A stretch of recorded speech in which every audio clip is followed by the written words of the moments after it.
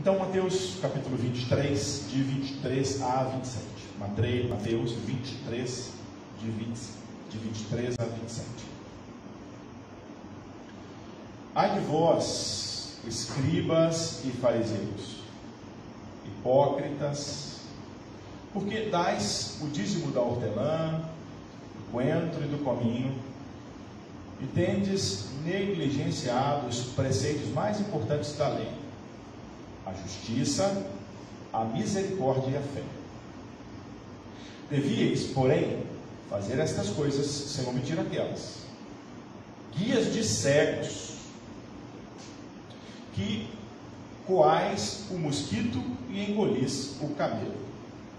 Ai de vós, escribas e fariseus, hipócritas, porque limpais o exterior do copo e do prato, mas estes por dentro estão cheios de rapina e intemperança.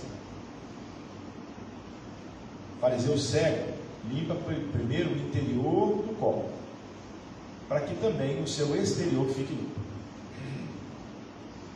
Ai de vós, escribas e fariseus, hipócritas, porque sois semelhantes aos sepulcros caiados, que, por fora, se mostram belos, mas interiormente estão cheios de ossos de mortos e de toda a imundícia. É difícil dizer a palavra do Senhor na manhã de hoje, depois de um texto desse, né? É difícil dizer amém, não é difícil dizer amém? É difícil dizer amém. Mas como foi Jesus que disse? Porque Jesus está dizendo. É uma narrativa de Mateus, de palavras de Jesus. Então eu vou dizer amém. Eu vou convidar vocês também para dizerem amém comigo. Amém? Amém. Bom, é óbvio, né, que esse texto nós não podemos vê-lo direcionado de maneira generalizada. Não é isso. Não posso usar esse texto como muitos fazem com alguns textos, né? Ou com os textos que lhe convém, ou com as leituras e textos seletivos que fazemos e generalizamos. Não. Esse texto tem um destinatário bem específico, né? Bem específico. São aos doutores da lei, aos escribas e aos fariseus. E de novo, eu também não posso generalizar.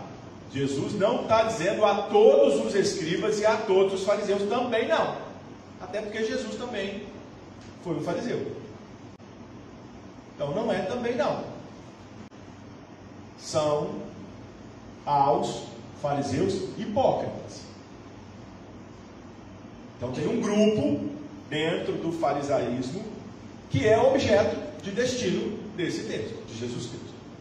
Texto duro, muito forte, mas necessário demais. Muito importante esse texto, né? Então,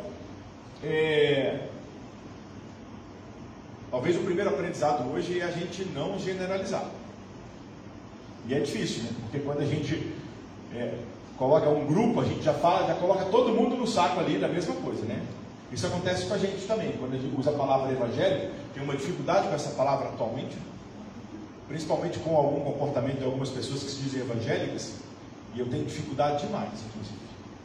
Pessoalmente, inclusive. Tenho amigos que tentam resgatar essa palavra, do que de fato é ser evangélico, né? Eu tenho dificuldade muitas vezes de me apresentar como pastor, pessoal, sabia? Tem hora que eu tenho vergonha diante de algumas coisas que algumas pessoas que se dizem pastores e pastoras fazem. Então eu penso assim: ou eu sou pastor e as pessoas não são, ou se elas são pastores eu não sou. É isso. É simples assim. Entendeu? É muito simples. Bom, o que significa fariseu? Esse grupo tão, de alguma forma, perseguido, né, por Jesus Cristo. E não é o grupo, de novo, parte do grupo foi perseguido por Jesus. A palavra fariseu, ela significa santo, puro. Então, o grupo dos fariseus era um grupo reconhecido dentro do judaísmo como os que tinham excessivo zelo pelo Antigo Testamento. A Escritura Sagrada é conhecida por eles naquele momento, né? E de forma muito especial pela Torá. Então era um grupo de estudiosos que se dedicavam muito às Escrituras, se dedicavam muito ao conhecimento de Deus e ao conhecimento das Escrituras Sagradas do Antigo Testamento, de novo, de forma especial a Torá. Exclusivamente homens, né? Porque mulheres, infelizmente, ainda nesse período histórico, as mulheres eram desconsideradas praticamente. A gente tem repetido isso muitas vezes aqui, o quanto Jesus tentou de fato trazer ensinamento de dignidade, colocando a mulher no lugar devido, igualando a mulher no mesmo lugar que os homens ocupavam, né? Jesus colocou a mulher, por exemplo, para aprender aos pés de um rabi, o que a sociedade não aceitava em hipótese alguma. Jesus recebia sustento de mulheres, o que a sociedade não aceitava em hipótese alguma. Jesus andava ao lado de mulheres que muitas vezes eram consideradas impuras. Jesus vai aparecer depois da ressurreição e dar testemunho para quem? Para a mulher, que o testemunho dela não era considerado. Bom, mas aqui o farisaísmo era um grupo ainda exclusivamente de homens, e é por isso que a gente batalha tanto para que não haja nenhum tipo de distinção, muito menos de gênero, né? Para que a gente possa caminhar tratando todas as pessoas de igual forma. Mas os fariseus eram um grupo considerados puros, santos, dedicados a Deus, dedicados à fé. E eles têm uma importância histórica maravilhosa, porque sem eles, por exemplo, nós não teríamos a Bíblia Sagrada que temos. Eles que preservaram as Escrituras, né?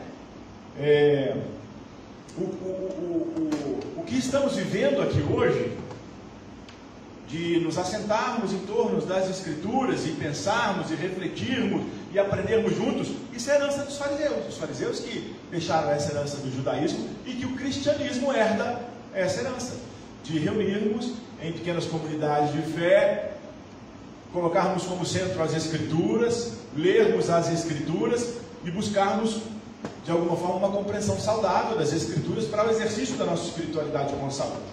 Então, essa ideia, né, é uma herança farisaica, e isso é bom, isso é maravilhoso. Então tem coisa boa aí, tá bom? Mas quando os fariseus, que na sua raiz etimológica da palavra tem lá a palavra santo, o que significava para os fariseus, né, essa santidade? Que tipo de santidade os fariseus ensinavam e pregavam?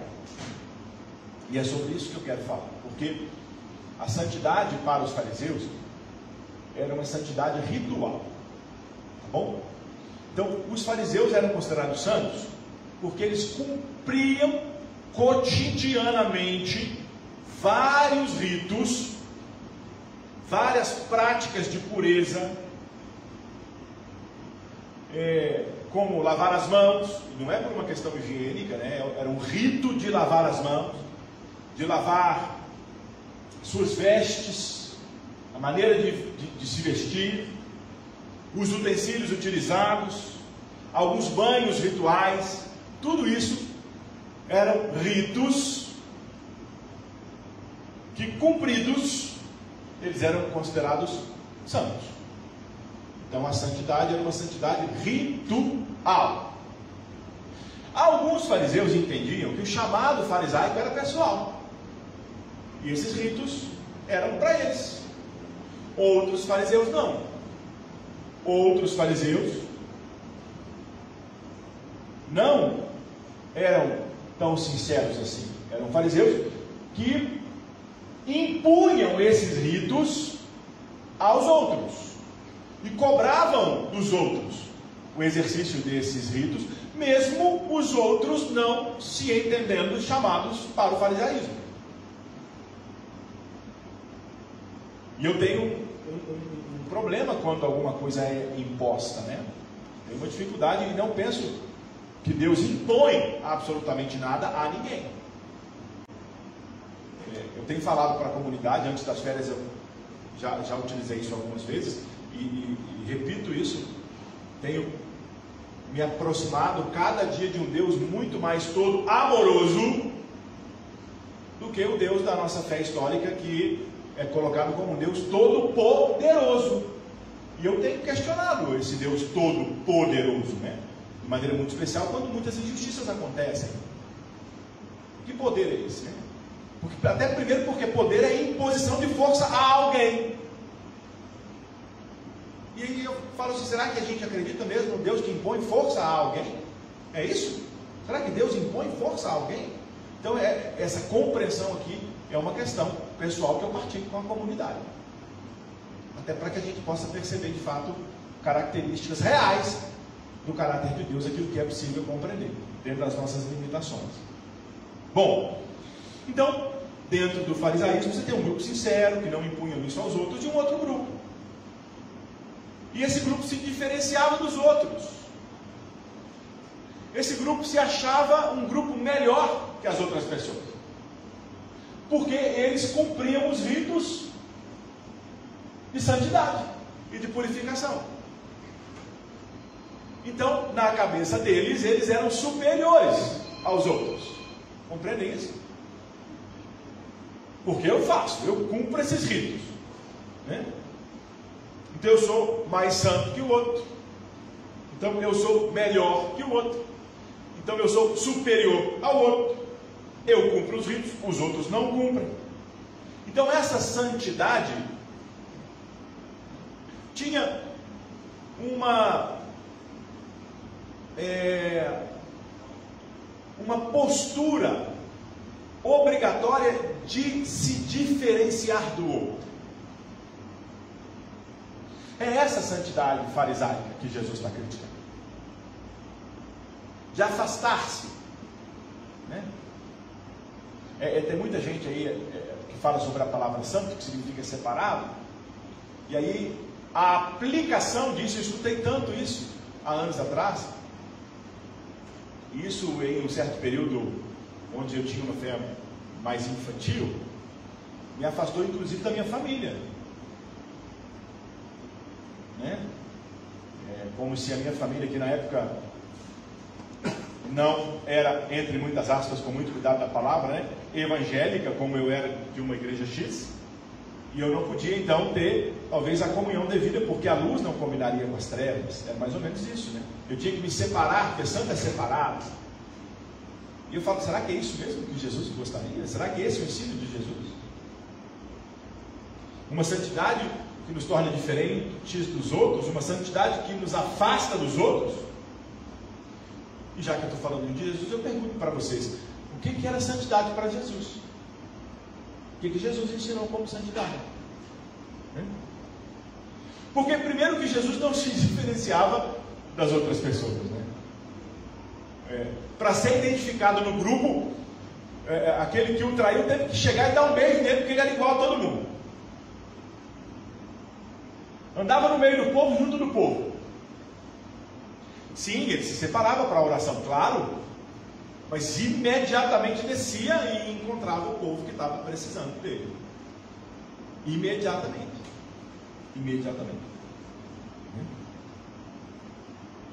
E é tão interessante porque ele andava com pessoas que eram definidas naquela sociedade como impuras. Ele andava, por exemplo, com mulheres que eram tratadas como prostitutas. Ele andava, por exemplo, com pessoas que eram tratadas como corruptos, como traidores do seu povo, publicanos e pecadores. Se a gente for lá para as parábolas do capítulo 15 de Lucas, exatamente a crítica é essa, por ele se assentar e comer, porque o ato de comer para um judeu é se fazer um, então ele se sentava à mesa com pessoas que eram consideradas impuras e à margem, excluídas da sociedade da época. Jesus estava ali. E a gente repete isso, parece que isso é para nós indiferente, mas que a gente não percebe o que ele está aprendendo. E essas palavras duras que Jesus muitas vezes trouxe, e eu posso desafiar vocês para olharem todas as narrativas, né, dos 4 evangelhos, Mateus, Marcos, Lucas e João, e me trazer uma palavra dura de Jesus direcionada a alguém considerado pecador na sua época.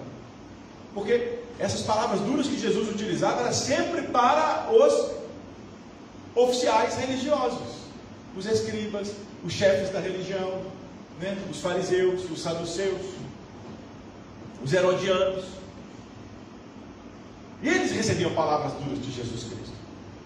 Pega o Evangelho segundo João, então, meu Deus, cada ida de Jesus ao templo era um conflito com os religiosos, cada uma delas.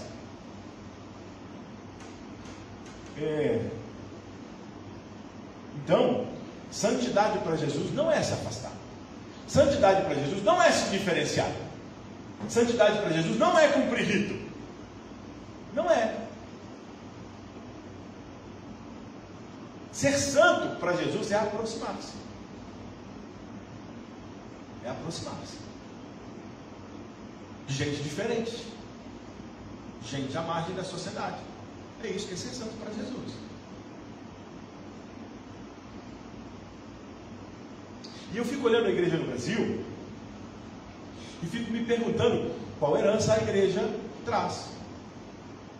Que tipo de santidade as nossas comunidades cristãs, de forma geral, com todas as tradições aqui, né? Todas as tradições, desde a tradição mais histórica à tradição mais, de alguma forma, carismática possível. Qual é a herança de santidade que a gente tem? Se é uma herança de santidade farisaica ou se é uma herança de santidade de acordo com as palavras de Jesus Cristo.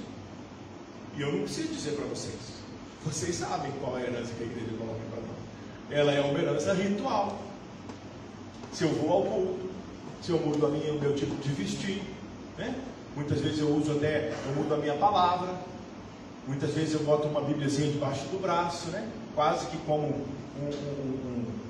é quase uma moda. Agora, se eu ando com a Bíblia do braço, eu sou santo. Se eu falo algumas palavras como misericórdia, eu sou santo. Meu vocabulário mudou, minha roupa mudou, né? E se alguém mantém algum tipo de estética que não é tão comum no seio da igreja, não é tão bem visto assim não. Eu posso dizer, né? Porque eu tento me encaixar e não consigo. Mais ou menos isso. Eu fico tentando, mas eu não consigo. E teve hora que eu falei, não, vou parar de tentar me encaixar. Vou ser eu que é melhor. E eu acho que é melhor ser eu mesmo. E acho que ser você também é melhor. Acho que é muito mais leve. E muito mais verdadeiro. E muito mais honesto. E muito mais autêntico. E muito mais santo. Do que entrar dentro de um rito que não cabe isso, ou aquilo outro. Bom, então, esse grupo de fariseus hipócritas estavam sendo objeto dessas palavras duras, né? E santidade para Jesus não é olhar de cima para o outro. Não é. É de cima para baixo. Eu posso dizer como... E aí eu vou trazer a nossa tradição, que é presbiteriana. E na nossa tradição, se a gente olha no passado, o que tinha de oficial da igreja que olhava para o outro de cima para baixo, você já teve experiência disso, né? O oficial da igreja que se achava superior ao outro.